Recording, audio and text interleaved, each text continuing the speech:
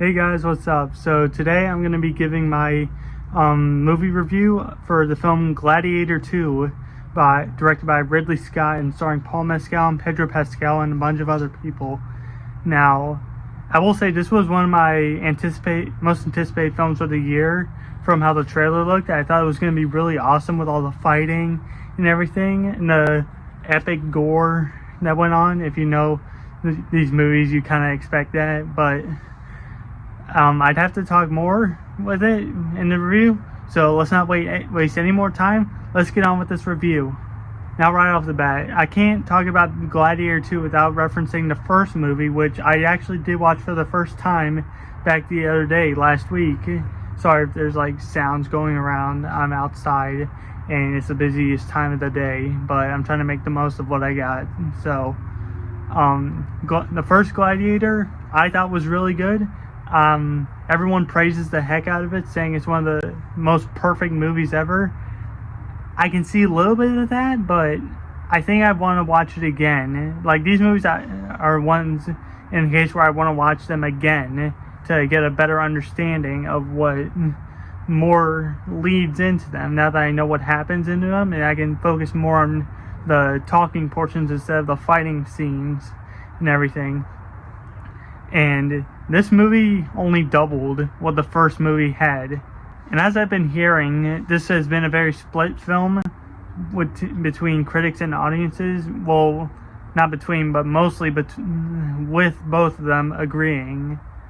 Wait, is it? No, I think it's audiences. Sorry, my brain foggles at times. But yeah, audiences are very split on this film, saying, "Oh, it's weaker than the first. It's not as good as the first." But I thought this film was really good. I mean, not like acting and casting, honestly, but they really bring you back into this world of the Gladiator. Ridley Scott did a very good job with directing and making you feel welcome back into this world with open arms.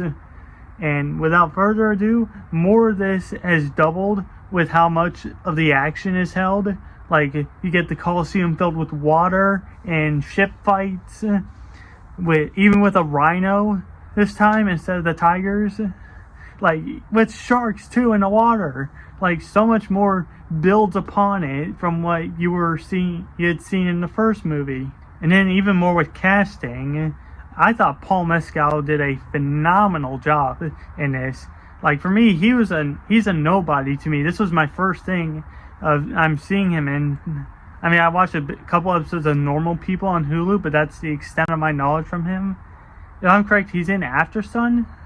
Is it right? Correct me in the comments. But I thought he was a phenomenal actor in this movie. He fit the role of Hanno so well, in which he's a character you find out later in the movie, or if you look it up, you already know who he is. But still, he did a great performance. Not only with his look, he looks like a character that could be in this world. Pedro Pascal, on the other hand, has had a great few years in this decade, because even with his big one being Unbelievable, Unbearable Weight of Massive Talent with Nicolas Cage a couple years back, he did a great job in that.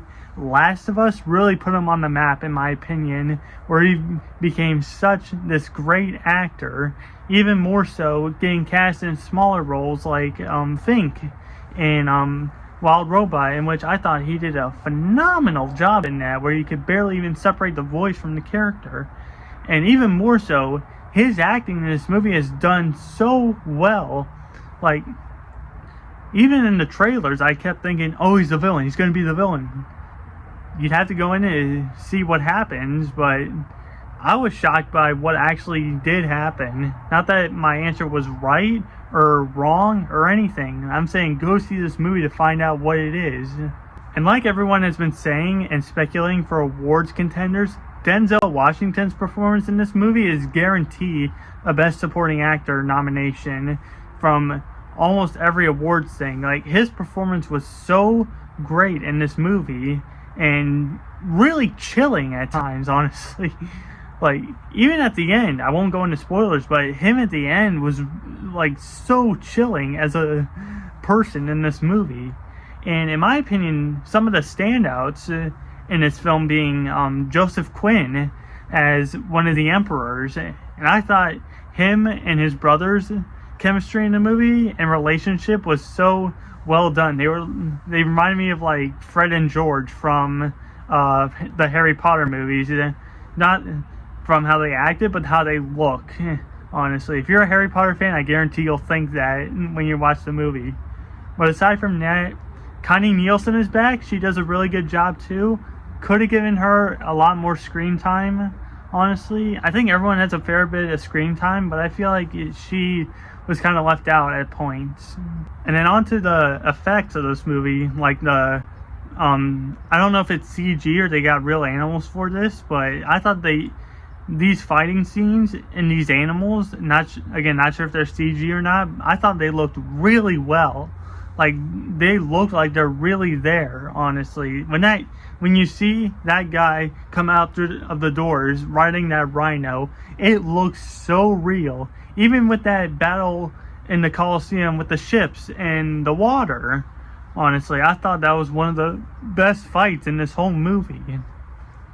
Even with some of the heavier moments with talking about who you really are and what has happened and who you believe you should be is so profound in this movie, in my opinion, with our main character of Hanno.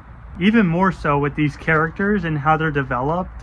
Most of them are very fleshed out, honestly. You get why they're trying to do these things and what they will go to accomplish these things. There were many emotional moments in this movie. I'm not saying the first movie had a lot, but I really cried at the end of the first movie when he was finally reunited with his family, and in which there's a lot of emotional moments in this movie, roughly centered around these characters, in my opinion.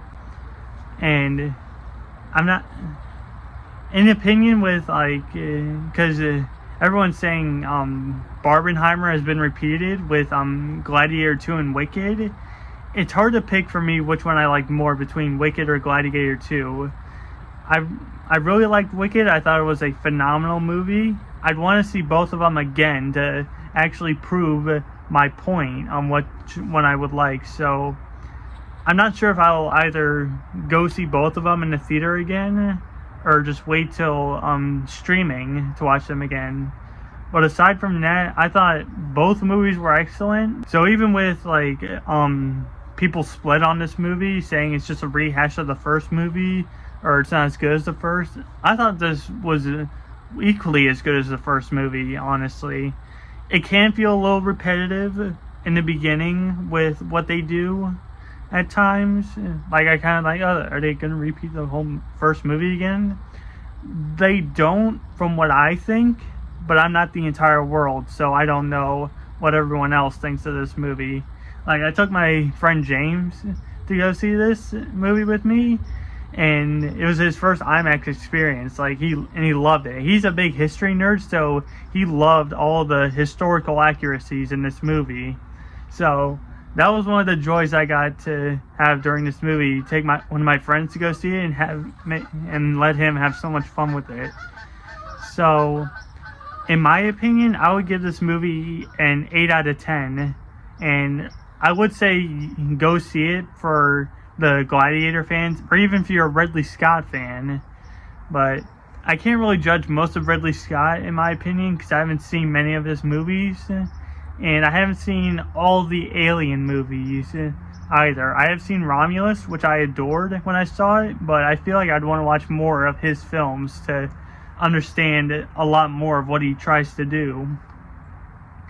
And little thing, I will have a review for Moana 2, but it won't be this week. I plan to try to see it on Sunday, and I will try to get my review up by then. But aside from that, I will do a ranking of all the films I saw in theaters in November, sometime early December or mid-December. It all depends on what I have going on. But aside from that, thank you guys so much for tuning in, and I'll see you next time. Take care.